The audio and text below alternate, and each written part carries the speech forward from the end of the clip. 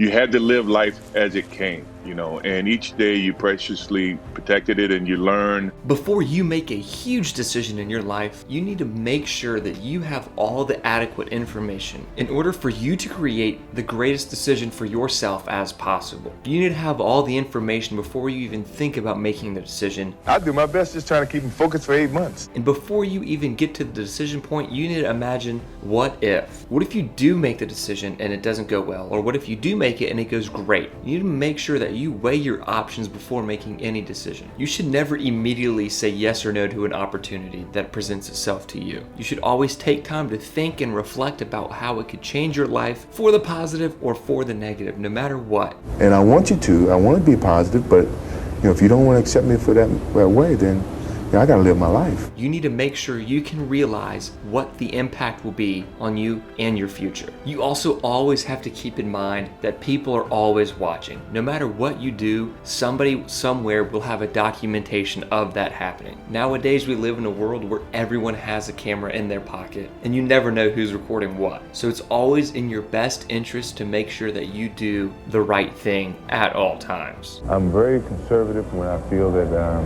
I don't have a chance to win. Time you turn on the news, you always see negative things happening because that's what sells. That's what people want to hear, unfortunately. And you don't want to be in a situation where they're talking about you. That's what's making the news companies millions of dollars, is you and your mistakes that you've made. I'm not worried about that because, at the end of the day, my heart and my soul, my dedication is in the right place.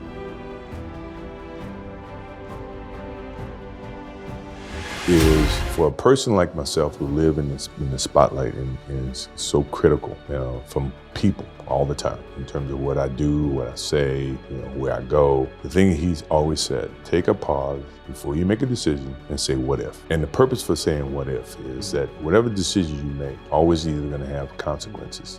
People are learning, people are paying attention, and the best news in today that sells is negative. And not that I live in a box to where I'm afraid to do things. As my father says, the what if comment is to be able to deal with the consequences of what decisions you make. And you think about that. If you think about the consequences, pro or con, you make the right decisions that you feel is the right decision. Now, all the decisions I made, other people may view to be not the right decisions from their perspective. But for me to go play baseball, and everybody says, oh, it was a failed opportunity to play baseball. That's what they think. For me, it was the best thing that could have happened for me.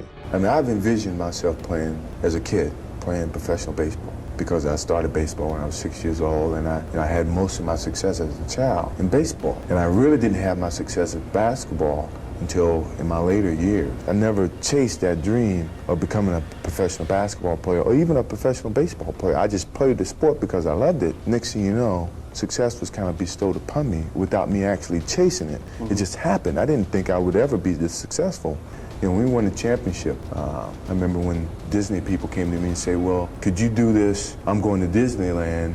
What would you do after you just won a championship? I'm going to Disneyland. And I said, I will not do it unless you include the starting five, because I didn't do this by myself. I felt compelled to do that because I don't want to overshadow anyone. I love for us to be successful. And I believe, and I've always believed, that when the team is successful, everybody shines. All the individual accolades will take care of themselves. Everybody's going to blossom from this whole situation. So when I'm with my team, and you've seen it, I'm not going to be the one that overshadows everyone.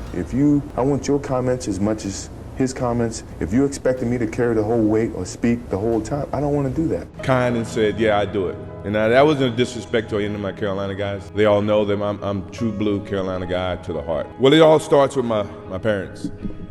You guys see all the highlights. What is it about me that you guys don't know? They gave me all I could ever ask for as a brother in terms of competition. You would think that my brother Larry is a ideal situation where small things come in small packages. This dude fought me every single day.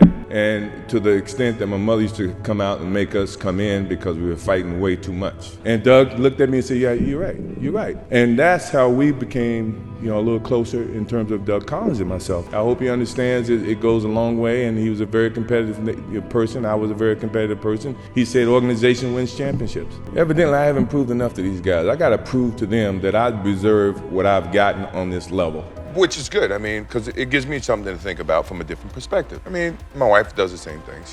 We get in an argument, she tells me the truth. I got other friends that tell me the truth, but it's good to have a guy who's been in the same situation. You have to be a defensive rider. You have to be a defensive driver. You don't have time enough to talk on the phone. You don't have time enough to eat. You don't have time enough to do a lot of things that most people do every single day, which is more dangerous than riding a motorcycle. You have to really be focused on seeing the traffic ahead. You never understand what it takes to be a winner. Because I think it's something that they have to learn, and hopefully they will learn that, is that when the corporate America came to us, we had a game that could validate their admiration and what's. Now they get that before they play one game. So you're rolling the dice to see if this kid's ever gonna be good or not. So in essence, you're paying the kid off of potential that he may be great. No, because I think it sets bad work ethic. When you get something so easily, you're not gonna work as hard.